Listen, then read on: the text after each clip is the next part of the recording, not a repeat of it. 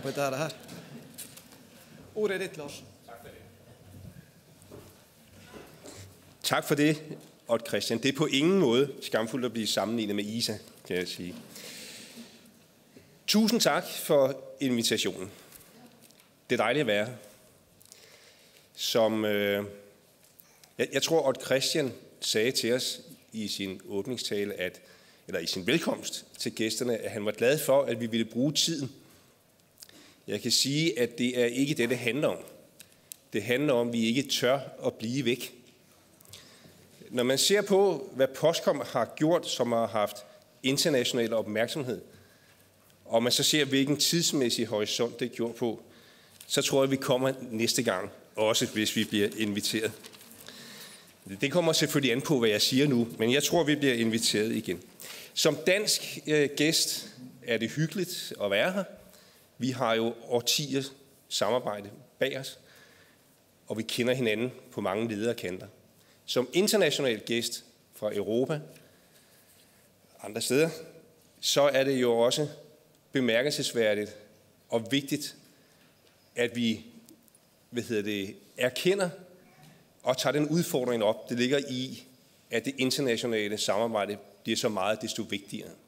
Inden for Post har vi arbejdet sammen internationalt i mange år. Vi har også mange gange sagt, at det er vigtigt at gøre det. Forskellen er, at nu bliver det vigtigt. Alle, der arbejder med fagligt arbejde, ved, at en organisations styrke, den afhænger af de tillidsrepræsentanter, der er der. Så nu vil jeg gerne hilse jer som landsmøde og takke for den indsats, som Odd Christian har beskrevet omkring EU's postdirektiv. EU's postdirektiv er virkelighed, når vi taler selve EU-medlemslandene, og det er virkelighed i Danmark og i de andre EU-lande. Det ændrer ikke på, at den debat, som I har ført så dygtigt og så åbent og så vedholdende, har haft betydning også for den debat, som der er overalt i Europa. Jeg tror, at rigtig mange danske postbud godt ved, at EU-direktivet er dyrt, dårligt og distriktsfjendtligt. Også selvom det ikke er alle lande, hvor distrikterne er lige store, så kender man parolen og holder af den. Vi har samme opfattelse. Det er ikke vigtigt, om der er mange hundrede kilometer, eller flere tusind kilometer, eller færre kilometer.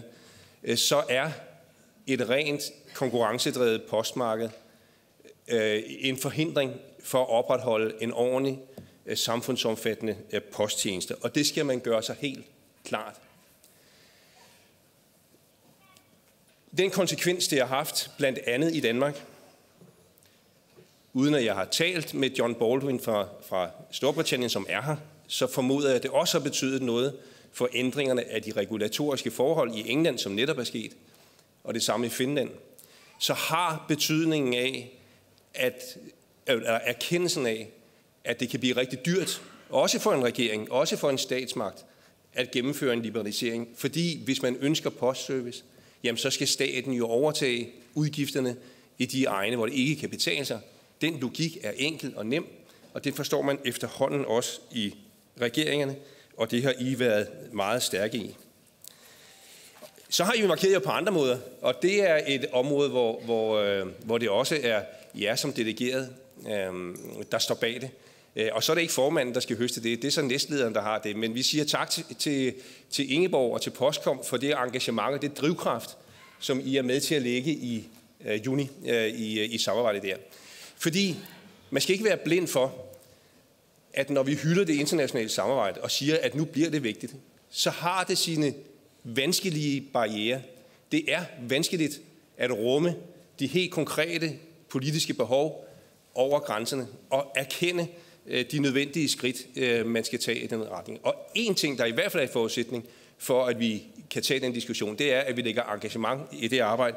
Og det skal jeg hilse at sige, at det bliver vi udsat for med Ingeborg. Jeg er sågar blevet udsat for at blive skældt ud af Ingeborg, fordi vi gav op, bare fordi vi var et EU-land over det her postdirektiv.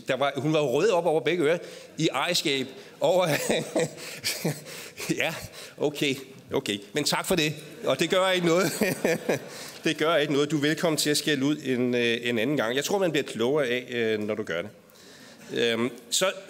Så synes jeg, en anden ting, jeg godt vil trække frem, som er vigtigt for alle faglige organisationer inden for post, det er at forholde sig til, hvad er det faglige svar på de postale virksomheders, downsizing. Hvordan angriber vi det problem? Og jeg har lagt mærke til, at I har haft det i posttårnet og har reportager fra diskussioner om det, og begyndt at sætte offensive mål op.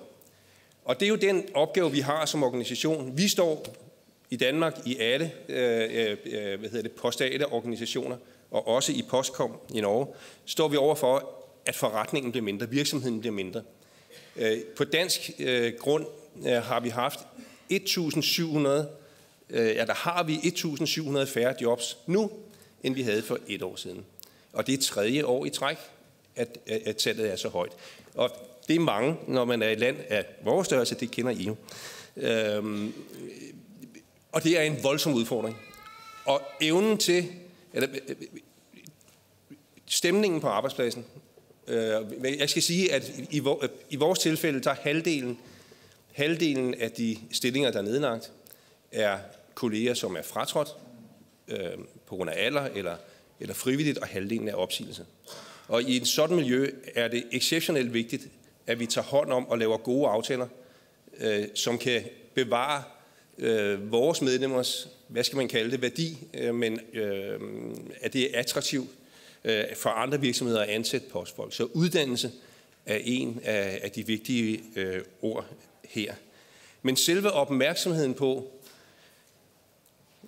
hvordan skal arbejdspladsen udvikle sig, hvilke krav har vi til arbejdspladsen om 5 år, uanset at vi er færre stillinger, mener jeg er en helt afgørende kamp, fordi risikoen er så exceptionelt stor.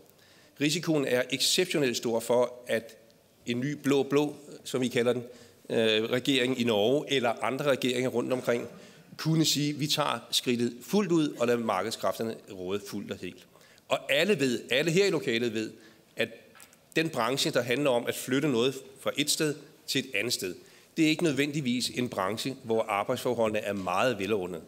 Vi har rigtig store udfordringer på, at der er virksomheder, som organiserer sig, som Odd Christian nævnte, man gjorde på kryds i Tyskland og Holland. Vi kan også nævne, at Norge opererer jo i Sverige og ikke længere i Danmark, og PostNord opererer jo også i Norge. Men internt har vi jo også i Danmark masser af eksempler på social dumping på det felt. Og vores branche er ekstremt udsat for det.